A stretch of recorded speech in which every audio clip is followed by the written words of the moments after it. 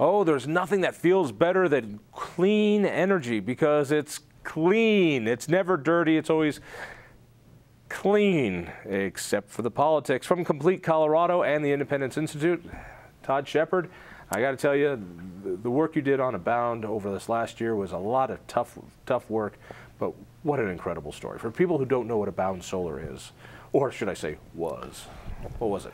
Yeah, Abound Solar, well, they didn't make cars. They made solar panels. First of all, thanks for having me on the show. So yes, they're a solar panel manufacturer, and they started off from some solar technologies that were being developed at Colorado State in the mid-aughts, or whatever you want to call that decade. And then they were spun off into a private company. I think it was in 2007. Things got interesting with Abound Solar in about 2010, July 3rd. July 3rd, he says. Well, it's an easy date to remember because it's right next to our nation's independence, but July 3rd is when President Barack Obama did a televised, I think it was his weekly radio address, but they now have a joint video that goes along with it. They video record it. But he said, we're going to support these federally backed loans for these various green companies. One of them is Abound Solar. We expect it to create 2,000 temporary construction jobs and ultimately 1,500 temporary jobs in Colorado and Indiana. Wow, that sounded good. And along came with that a guarantee of $400 million worth of loans, of which they drew down about, what, 70 million of that. This is good stuff. So we have corporate welfare going to Colorado to build up a company in the green energy world. What could be wrong with that? And the story goes on. Yeah, and the story got really interesting about 9 or 10 months ago. It was January of this year that January or early February, that Abound announced, hey, we've got to lay off about 80% of our workforce, and that was about 400 workers. Depends on how you count full-time, part-time, but about 400 people that they laid off. That's when I really started to dig. I mean, I had done a little bit of reporting on Abound. You were on that well before that day. What was it about Abound Solar up in Weld County that got your attention? Because you were looking at that website every day. You would come to me and say, there's something going on here. I don't know what it is, but I'm going to find out. Well, I think, look, I'm a reporter, but I work at the Independence Institute, and I understand a lot of the free market principles that guide the Independence Institute. And I think when we looked at Abound, our natural instinct was, if, anytime the government gets involved with a capitalist enterprise, there's just the number of things that can go wrong. There's so many things that if you keep investigating, you'll find something that's newsworthy eventually. Now, what I was doing last year was, again, they had made these rather grand pronouncements of how many people they were going to hire. What I did was every day I went to their jobs website and I would take a screenshot of it. And really, the most I ever saw was 4 jobs being offered at any one time at Abound. 2,000. Well, no, 1,500. Was that how many? Yeah, 1,500. We were going to get 1,500 jobs. Between here and Indiana, yes. It only costs $400 million for 1,500 jobs. How many jobs did they finally get? Well, I guess I would have to put their ultimate, and I don't really, it's hard to get an exact number. I'd have to estimate maybe their peak employment here in Colorado, maybe 600.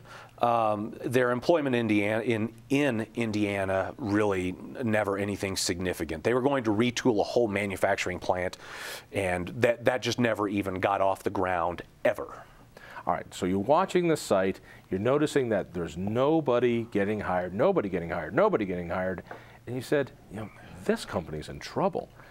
This is they got $400 million of guaranteed loans that they could draw down if they wanted to, and they're not hiring them. What happened next? Because this blows my mind. The unraveling really started when they made the majority of layoffs again, it was late January, early February of this year. And they said, you know what, we're just doing this because we're going to completely overhaul our production line for our next generation solar module. After I started doing some digging, I was able to obtain an internal email from Abound that showed they had essentially had a completely unannounced layoff Christmas of last year 11 days, and they sent out this email. Now, keep in mind, they didn't give their employees much notice on this, okay? They made this decision right after Thanksgiving. So with about a month to go, they sent this email to their employees, and they said, you know what, we're going to lay everybody off from December 24th to January 2nd, I think. I may be wrong by a day or two there. But they said, we're doing this because this represents a best-of-class employer action. In other words, aren't we really great? And then there was this line that said, please don't let this start the rumor mill again, or something to that effect. Again. I don't know if the word again was used, but it clearly implied the rumor mill had been going amongst the employees previously and possibly for some time. But then the really big break came when they eventually, well, I tell you what, I'm sorry, I jumped ahead. About 2 months after I obtained that original email, I obtained a second email, and this was a big break. Pat Stryker, one of the Gang of Four, wealthy Democrat benefactor, and worth about $1.6 or $1.7 billion. One of the reasons this state turned from a Republican-controlled House and Senate to a Democrat one. Absolutely. She has poured enormous resources, personal resources of hers, into what you said, turning Colorado from red to blue from about 2004 to now. She had been an original investor in Abound, and I was one of the first to report on that. But what we found was another email that showed she had some Abound solar panels on her headquarters in Fort Collins. And one day, this was in 2010, an email was sent to an engineer in Abound, and it said, we need you to go over to Pat Stryker's building, and we need you to take down all of the solar panels on her rooftop.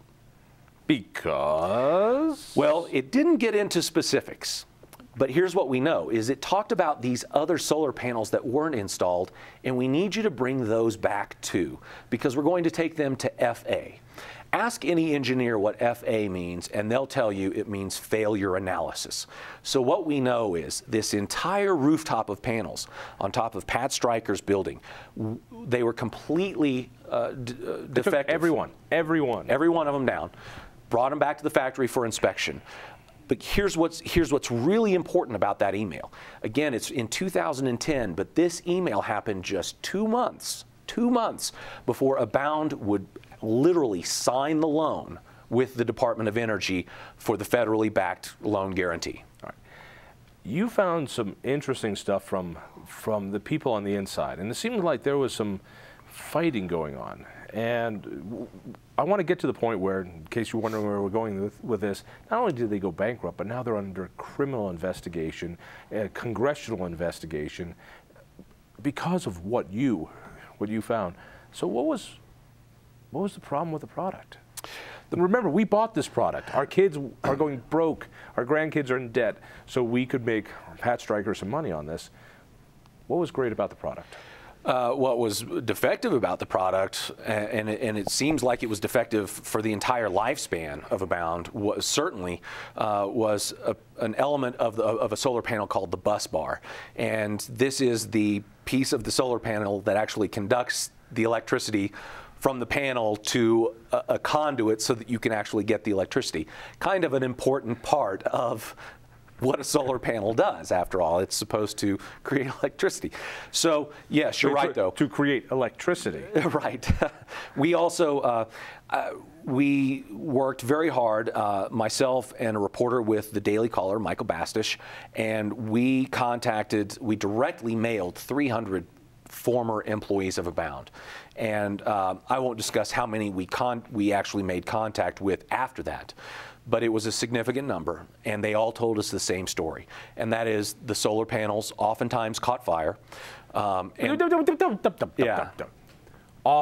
caught fire. Because if you're going to install something on your roof, why not have something that catches fire? Now, we were able to obtain a video of one of these where a customer of Abound sent this video back to them, and they said, this is your product catching fire. Granted, it's not the Chicago fire. It's really only a flame of about 2 inches high, but it is breaking out the glass, and you can see that it's rendering the solar panel completely defective. Well, if you're using it to heat your house, then it should work just fine. Right. All right. The problem was, did they know about this when they went to get our loans, when they went to get money from that ever-ending Washington, D.C. stream of money? Did they tell, hey, by the way, we need money because these things catch fire. Right. If you remember, there were some emails that were discovered from Solyndra, the big nationwide scandal, where they actually called them the Bank of D.C. Well, so did the Bank of D.C. or did the Department of Energy know? That really comes, it all comes down to the sort of Watergate line of what was known and when was it known. Because there are really only a couple of options. One is Abound knew its product was severely defective and they still went ahead with the loan and kept that information from the DOE. The other alternative is not any better, and that is the DOE may have known how incredibly defective this product was, and they rushed the loan through anyways. Is there any evidence that inside Abound that there was some discussion about this faulty product? I can't imagine that so many of these were coming back faulty, catching on fire, that engineers there didn't say. One of the runs you said had, what, 15,000 panels made? Yes, this was I don't know if I want to call it an installation, but at the very least we know it was a sale made to BP California. I don't know if it's a subsidiary or if it's affiliated with British Petroleum or not, but it was a sale at the very least of 15,000 panels, and of those 15,000, 14,700 had to be returned because they were defective. Out of 15,000, 300 worked. Right. And the latest sort of advancement of the story is the Northern Colorado Business Report has obtained documents that show Abound knew in 2011 for sure their product was incredibly faulty and it was costing them a lot of money to replace the old product. Bring it back to Pat Stryker, because you've got a situation here where a lot of Coloradans, conservatives and liberals, dump money into this investment. It got $400 million worth of guaranteed loans, or which they drew down 70 million of. It seemed like a good deal. Pat Stryker was a lead investor in this. Did she have any influence? And that is probably outside of the dual question we just talked about. That's the next big question, because Pat Stryker is listed in the White House logs 3 times. One of those times comes right at the same time that the president was going to make the announcement on the radio address. So, and again, her influence with the president, it can be overstated, but it's still very significant. She was a significant bundler for him in 2008, and she is an incredible benefactor to deliver Colorado to the president in an election like 2012. So here we have a company that received politically connected money from the feds, put out a knowingly faulty product, and is being investigated for financial malfeasance, for consumer fraud, and financial misrepresentation because they said they had contracts that they didn't have. We only got a few seconds left. I thought it was only the oil companies that were dirty. Yeah, it's been my experience that I think the mainstream media hung back on this story because just like there are politically correct words, there are politically correct industries, and I think solar and wind are among those. And when in fact the backroom deals and the cronyism run amok here. Heritage put it very well, I think. Companies that get this money and fail don't deserve it. Companies that get this money and succeed, they don't need it. So why do it either way? Todd Shepherd, congratulations. Join me next week. It's going to be a hoot, and I promise I won't wear this shirt again, ever. We'll see you next week.